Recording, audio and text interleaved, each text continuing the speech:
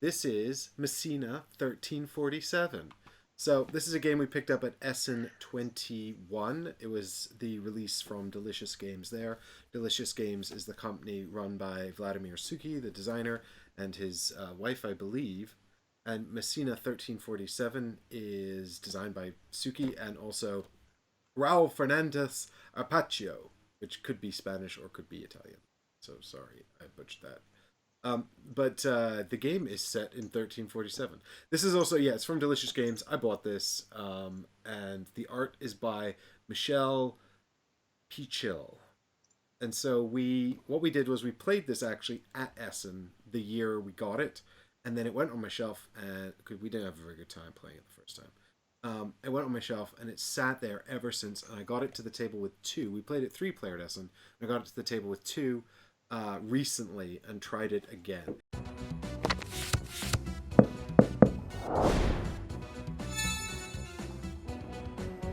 What's interesting to me is this has been largely better received than his other game, Praga Kaput Regni, which I vastly preferred. But this is a game set in Messina in 1347, which is the outbreak of the bubonic plague. This also came out during the pandemic, which is pretty hilarious, honestly. Um, and in the game, what you are doing is you are sort of representing one of the nobles of Messina, and you're going to go out into the city, and you're going to save the citizens in the city. If they are not ill, then they can come and work on your estate, and if they are ill, they can come into a quarantine hut and work on your estate. and there is a number of rounds, and you accrue victory points, and then at the end of the game, what is it? 6 rounds, and then at the end of the game, the person with the most points is the winner. And what's kind of unique about this game is that it's another action combination game, so in many ways quite similar to Tilitum that we talked about, but what it's got going on here is this sort of functionality where this is your player area down here, and you've got this rondel here that represents your estate, and then these over here, your little quarantine huts. And there are these board pieces here, and these are going to go out, and these are different kinds of action spaces that all have different kind of functionality. And so there are, by the way, these a round itself is super complicated. And um, when we looked at the player aids for this, and we were like, what? But actually, once we started parsing it, it was fine. So here's the round structure, right? With the exception of this square here, which is final scoring. But this is sort of where most of the gameplay takes place. You've got these workers, they go out into the city spaces. They actually walk around the city spaces. So if you've ever played Yokohama, it's a similar kind of sort of movement consideration because you have to pay to move them more spaces. So they can kind of get up and stay where they are or move a space. So it's not as involved as Yokohama, but still, like, it's kind of that same kind of worker placement movement consideration. And then when they stop on a space, they can rescue someone and come back. That person can come back to your estate. They can also do an action, and eventually you can repopulate the spaces as well. And there's kind of a sort of a pros and cons for this because every round, in addition to all this worker placement going around the spaces taking workers, there's also going to be a infestation of the plague. So you're going to take this dial here and you're going to rotate the dial, and then this is going to tell you where the new citizens appear and also where the plague appears, and you're going to match it up to these spaces, and you're going to put plague out in those spaces, and anyone that wasn't rescued is going to die. But if you want to interact with those spaces fairly, you're going to need this fire resource in order to burn away the plague before you can do that. And if you repopulate the spaces early game and plague appears in them, you're going to lose points, which is bad. The flip side is if you repopulate the spaces early game and someone takes the action in the space, you get points. So there is an incentive for doing that, but it's a bit of a gamble, and there's no way to mitigate this. So really, it really is a total gamble. You can't do anything about that. But rats come from plague. You're going to get rats, and at the end of the game, they give you big penalties, which is a real bummer. Um, there's all kinds of, again, systems that are just linked up, and it's kind of about triggering the different systems, because in of themselves these action spaces don't let you do very much, but then they might trigger advancement up these tracks, which give you more things which let you advance, and the sort of the cogs holding the rotation of these action combinations together, the sort of the oil in the gears is board here, which has these three different areas, each of which matches one of the citizen types that you're going to be rescuing from the city. So you've got craftsmen up here, and these are guards, I think, or soldiers, and over here you've got nuns. And you've got little overseers that are going to move around these tracks here, and they're going to trigger these spaces, and certain things are going to let you move those pieces, and you get to pick these different spaces to trigger. So you have to rescue citizens and put them in there, and then you can trigger the spaces, and then you get all kinds of good bonuses and stuff like that. There's all manner of other things going on as well. We've got these warehouses that we can build, which are effectively passive incomes, and you want to get these out to upgrade your income and get points and wealth. That way, there are also upgrades to the quarantine huts, because sick people, when you rescue them, if they're not sick, they can come straight into your estate and start helping you trigger those combos. If not, they have to come over here to the quarantine huts, and then they stay in there for 2 rounds. But you can upgrade the huts so they can produce income while they're there. And ultimately, you're trying to get points, which you get a huge chunk of points from repopulating those regions. You also get points from upgrading the tracks. You can also get points from advancing up this board here. And I think this is possibly one of the pitfalls we fell into at Essen, because we thought this was really important. Yeah. And it is A, really hard to do, and B, not that high scoring. So that might have been one of the reasons why we had such a bad time with the game at Essen. But these are 3 different victory conditions. You're going to score points for doing the thing at the bottom, multiplied effectively by how far up the track you advance your little cube. So, this, for every piece of wood you have at the end of the game, you're going to get 6 points, maximum 6 pieces of wood, so there's like 36 points available here, but again, it's hard to get up there.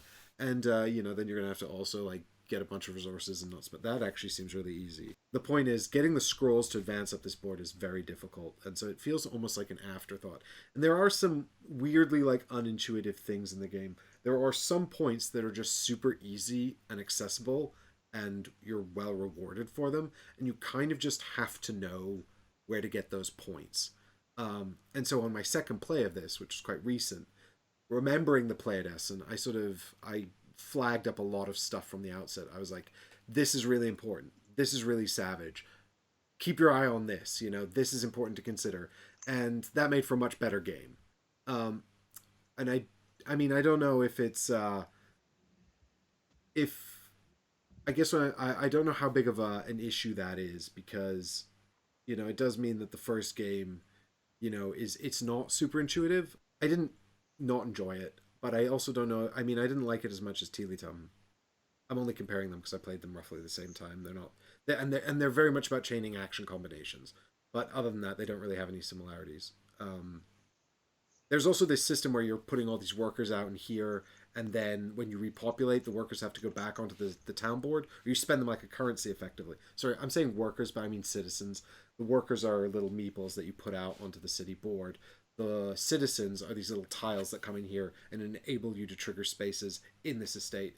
And when you repopulate, you have to start spending them, so then you can't trigger their spaces anymore. And they can come from here, or they can come from your workshops, but if you take them out of the workshops, you won't get the income anymore. So it's kind of like you sort of spend the first half of the game building up an engine, and then the second half of the game deconstructing that engine to get the points from it, or get the points for repopulating. But the complication is that you never really get to a point where you're completely sort of satisfied with what you've done. So, like, in the game we played, the second game I played, I feel like we're quite successful in scoring a lot of points, but it never really reached the point where it was like satisfying. I was like, yes, I've done the engine, and now everyone can get out of here. It really feels like you have to compromise an awful lot on, you can really just pursue maybe 1 or 2 things. For example, this board here, like, maybe if you focused almost entirely on this, you could get all 3 overseers sort of around these tracks and maximize the points on this board. But you definitely don't have to do that. Again, my opponent was trying to do something like that. And I only really did 1.5 tracks on this board, and that was actually fine. So it's a real little oddity. It's got some really interesting little mechanisms in it, but overall it's very savage, and it's easy to get locked out of having a lot of fun if you haven't been sort of correctly set up to understand the sort of the unintuitive elements of the design. And if that happens during your first playthrough, you're unlikely to play it again.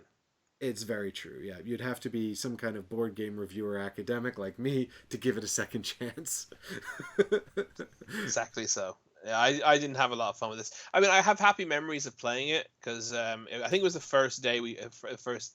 I think it was the Thursday after the first day we got home and had dinner and played this, and so I have happy memories of that evening. But the game was not the thing I enjoyed.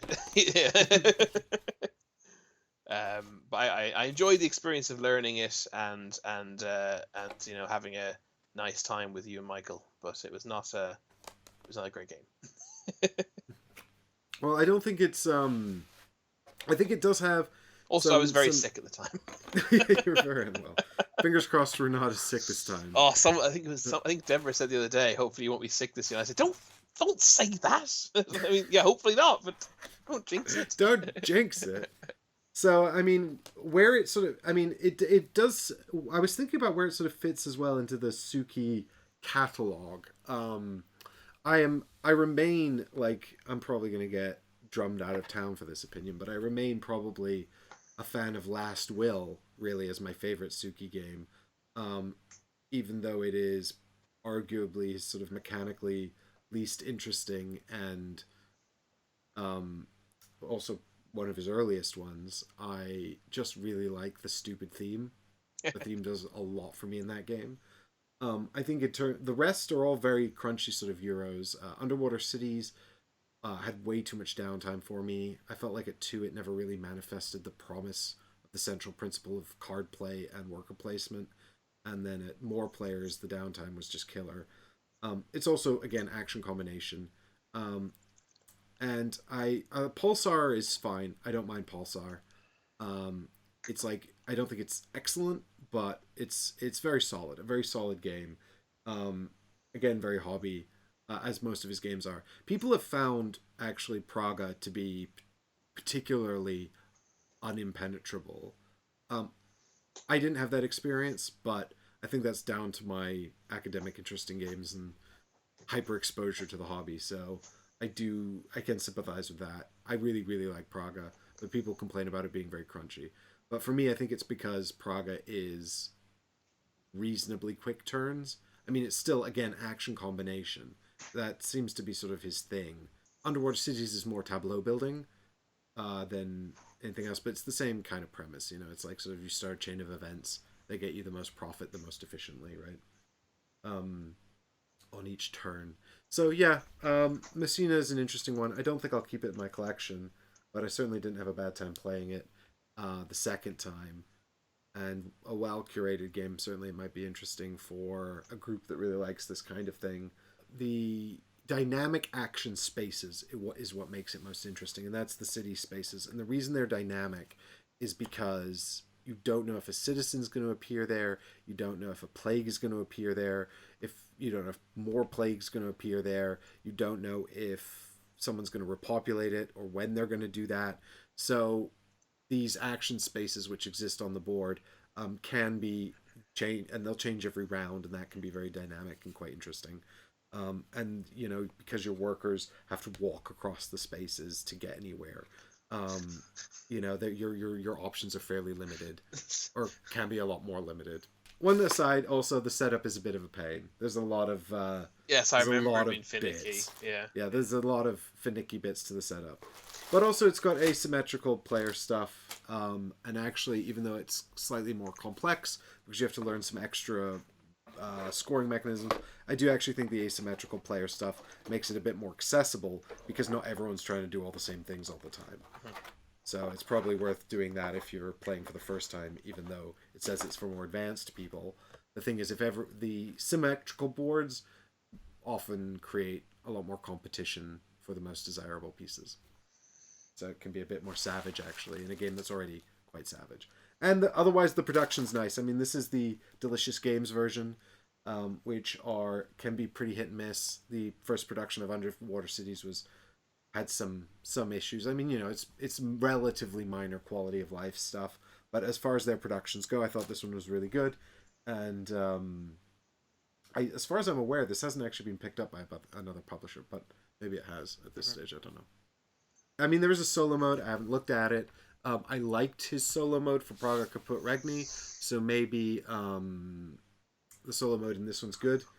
I don't know. I imagine it would probably lend itself to a quite good solo mode. Well, yeah, because everyone's died of plagues. You're by yourself. It'd be quite thematic, at least. Yeah. But yeah, I think yeah, if you like the sound of sort of action chaining and dynamic spaces, and you're not put off by a bit of setup and some complex rules or prefacing of mechanisms, then yeah, this might be one that you'll try. You'd like. Despite it all, you could probably try Last Will. Last Will's goofy and it's funny and it's a lot of fun. I mean, it's still quite. It's actually given its levity, it's a surprisingly chunky euro as well, which is quite nice. So there you go. That is the chit chat on Vladimir Suki and Messina 1347, and I'll probably pick up his new one at SMS here.